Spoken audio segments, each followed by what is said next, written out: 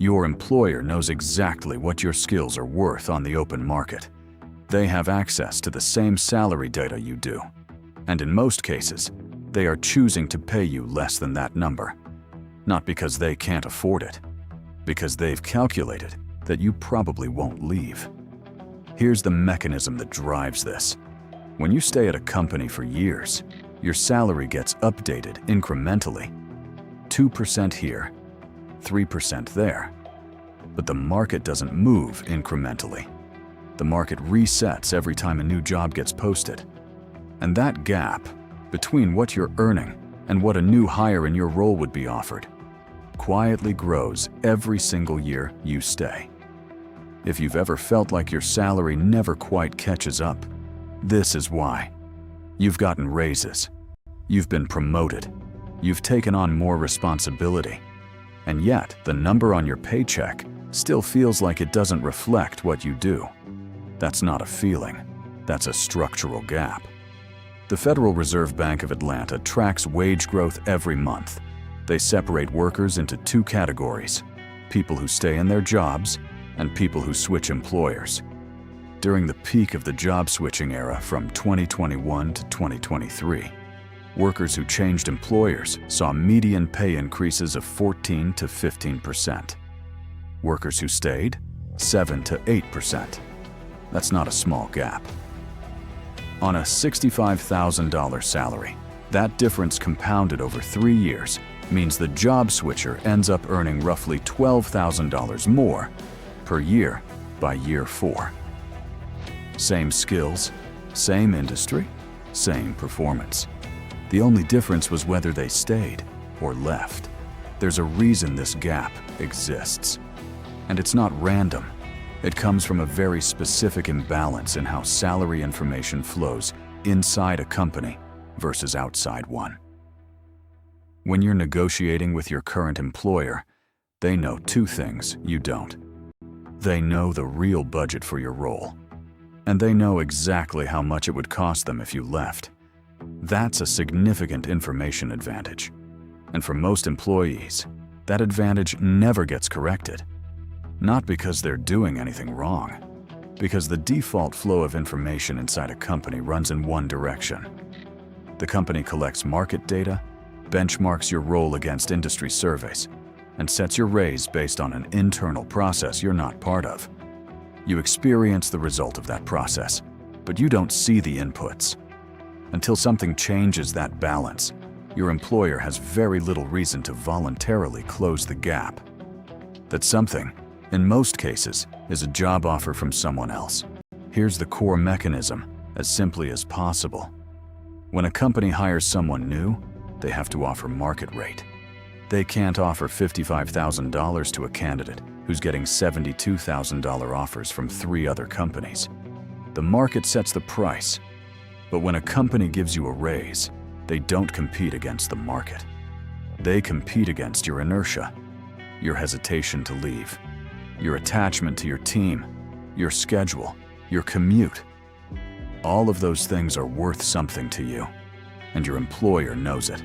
So instead of asking, "What is this person worth on the open market?" they ask a different question. What's the minimum increase that keeps this person from looking around? That's a much smaller number, and that's what most annual raises are. The minimum required to maintain inertia. Not a reflection of your market value, a reflection of how comfortable you are with staying. Let me give you a concrete example. Grace is 34. She works as a project manager at a logistics firm in Denver, Colorado. She's been there for 6 years. In that time, she's gotten 4 raises, each one between 3 and 4%. She's now earning $78,000 a year. On paper, that looks like progress. But here's what Grace didn't know. The company recently posted a job listing for a project manager, her exact title, her exact responsibilities, at a starting salary of $91,000. She found it by accident on LinkedIn. The gap between what Grace is earning and what her employer is offering new hires for the same work is $13,000 a year. That's not a small rounding error. That's a structural underpayment that accumulated silently while she was busy doing her job well.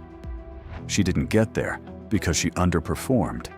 She got there because her salary was anchored to where it started 6 years ago, and each raise moved it up a little, while the market moved independently.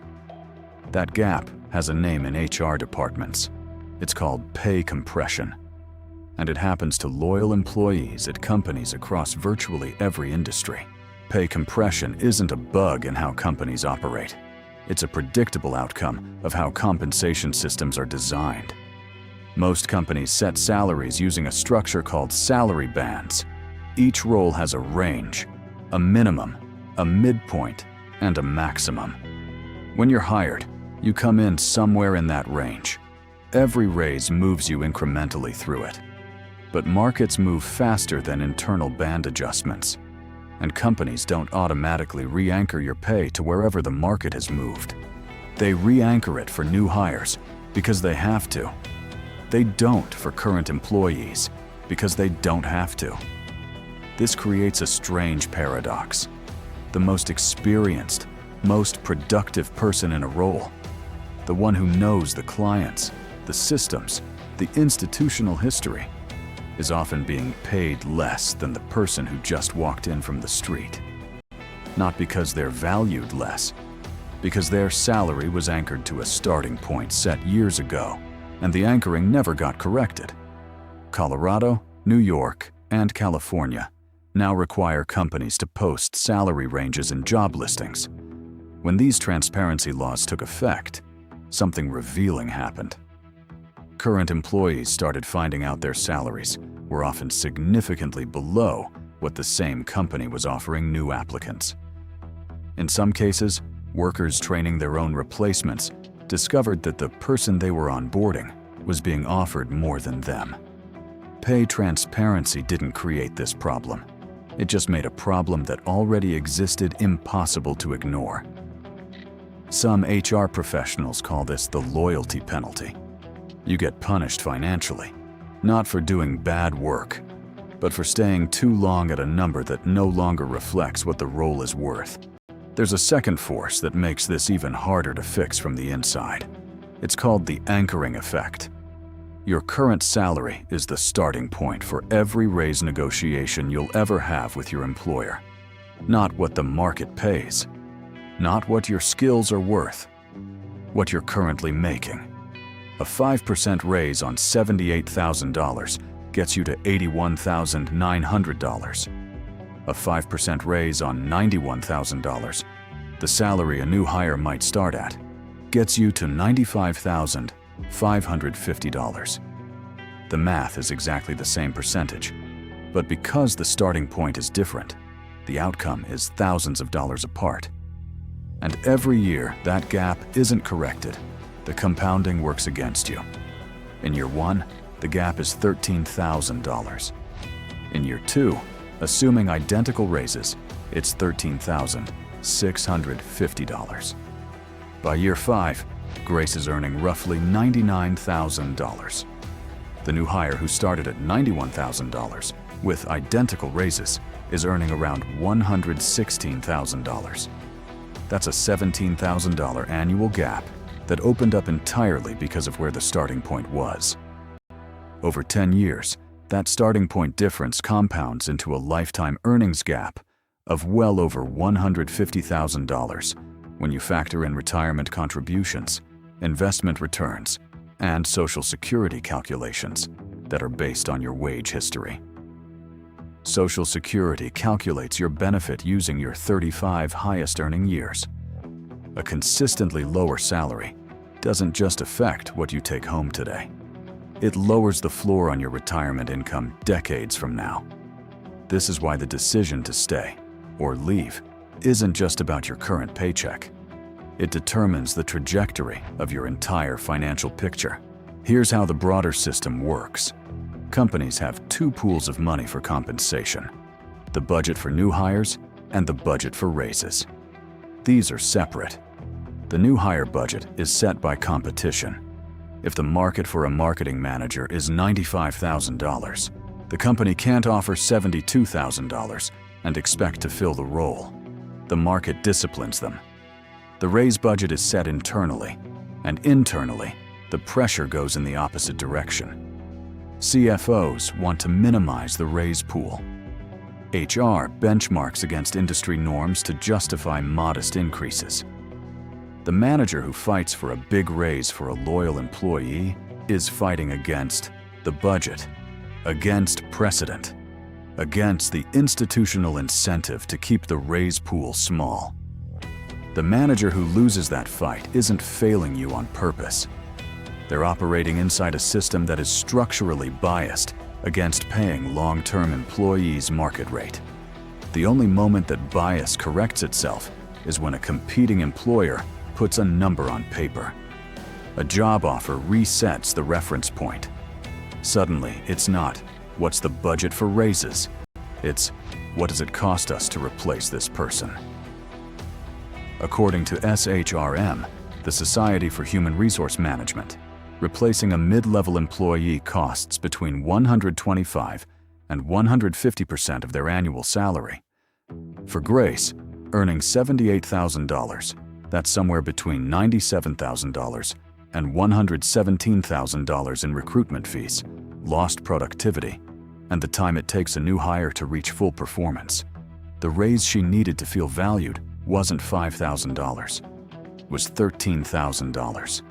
And $13,000 is a fraction of what it would cost to replace her. The economics clearly support paying her more, but the system doesn't trigger that calculation unless she forces it. Most employees never force it, not because they don't know they're underpaid, but because asking feels uncomfortable and leaving feels risky. And their employers are counting on exactly that. Here's the part that most conversations about job switching leave out. The premium for switching jobs isn't fixed. It moves with the job market. And this matters a lot right now. During 2021 and 2022, the job market was extraordinarily tight. Companies were desperate to hire.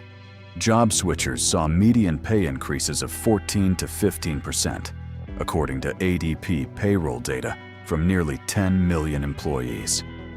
People who stayed saw half that. The financial case for leaving was overwhelming, but by early 2025, something shifted. The Federal Reserve Bank of Atlanta's wage growth tracker showed that for the first time in over a decade, job stayers were seeing slightly higher wage growth than job switchers. 4.4% for stayers versus 4.2% for switchers. At first glance, that sounds like loyalty was finally being rewarded. But economists read it very differently. The last time this reversal happened for an extended period was during the Great Recession and the dot-com bust.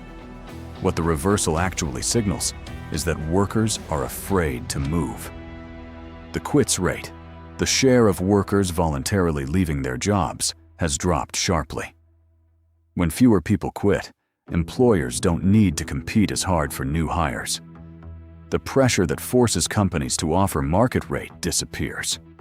So the gap between what loyal employees earn and what they're worth doesn't close. It freezes. Workers who feel the job market is too risky to navigate stop applying external pressure.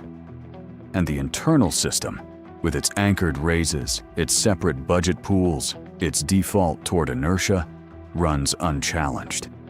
This means the switching premium isn't just about the act of switching. It's about what your willingness to switch signals to your current employer. Workers who are known to be exploring outside options get different treatment than workers who are assumed to be comfortable. This is documented. A 2022 Pew Research study found that workers who changed employers were more likely to report real wage gains than those who stayed, even controlling for performance. The mechanism isn't the job change itself. The mechanism is the shift in leverage that comes from being someone who treats their own career as a market. Here's what this means at the structural level. Your employer is not obligated to pay you what you're worth. They are only obligated to pay you enough that leaving feels worse than staying.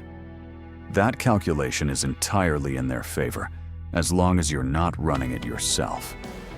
The workers who understand this don't necessarily job hop constantly. Some of them stay at the same company for decades, but they treat the external market as real data. They know what their skills are worth. They stay informed about what they'd be offered elsewhere, and their employers know they know. That changes the negotiation, even when no negotiation is happening.